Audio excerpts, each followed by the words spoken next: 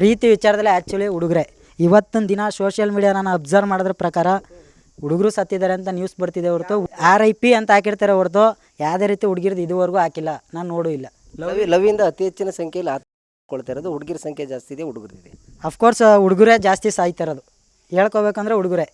ಹುಡುಗಿರಲ್ಲೇ 2 3 ಮತ್ತೊಂದು ಹುಡುಗಿರು ಏನಪ್ಪ ಅಂತಂದರೆ ನ್ಯಾಯಯುತವಾಗಿರೋದ್ರಿಂದ ಮಕ್ಕಳಾಯ್ತಿದ್ದೇವೆ ಇತ್ತೀಚಿನ ದಿನಗಳಲ್ಲಿ ಹುಡುಗಿರಿಗೆ. ಆದರೆ ಅದೇ ರೀತಿ ಹುಡುಗರನ್ನ ಮಾಮೂಲಿ ಇದೇ ರೀತಿ ಮಾನಸಿಕವಾಗಿ ಲವ್ ಮಾಡಿ ಲವ್ ಹೆಸರಲ್ಲಿ ಅವ್ರನ್ನೂ ಕಟೌಟ್ ಹಾಕ್ಸ್ತಾಯಿದ್ದಾರೆ. ಹುಡುಗರು ಕತೆನೇ ಹಿಂಗೆ, ಹುಡುಗರು ಒಂದಪ್ಪ ಹಚ್ಕೊಬಿಟ್ರೆ ಯಾವುದೇ ಕಾರಣಕ್ಕೂ ಬಿಡೋಲ್ಲ. ಅದರಿಂದ ಆ ಹುಡುಗನ ನನ್ನ ತಮ್ಮನಲ್ಲಿ ಇರೋಂಥ ಒಳ್ಳೆಯ ಗುಣಗಳು ಎಲ್ಲ ಹುಡುಗರಲ್ಲೂ ಇರುತ್ತೆ. ಕೆಲವು ಕೆಟ್ಟವರು ಇರ್ತಾರೆ, ಕೆಲವು ಒಳ್ಳೆಯವರು ಇರ್ತಾರೆ. ಎಲ್ಲರೂ ಕೆಟ್ಟವರು ಎಲ್ಲರೂ ಒಳ್ಳೆಯವರು ಅಂತ ಹೇಳೋಕ್ಕಾಗಲ್ಲ. ಬಟ್ ಹಂಗಂತ ಇದೊಂದು ಇದಕ್ಕೆ ನಮಗೆ ನ್ಯಾಯ ಸಿಗಬೇಕು.